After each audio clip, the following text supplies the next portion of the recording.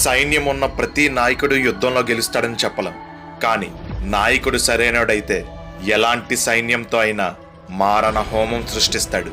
Shreyas Iyer first time డీసీని ఫైనల్స్కి తీసుకెళ్లాడు. 10 సంవత్సరాల తర్వాత కేకేఆర్కి కప్ అందించాడు.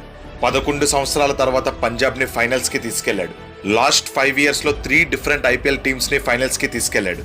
ఒక్కసారి తీసుకెళ్తే లక్ అనొచ్చు, 2 సార్లు ఫైనల్స్కి తీసుకెళ్తే టాలెంట్ అనొచ్చు, కానీ వెళ్ళిన ప్రతి టీంని ఫైనల్కి తీసుకెళ్తున్నాడంటే అది అతని నైజం. He's also one of the best T20 batters in recent times. ఇప్పటికిప్పుడు ఇండియన్ టీంకి కెప్టెన్గా అనౌన్స్ చేసిన ఒక్కడు కూడా క్వశ్చన్ చేయడు.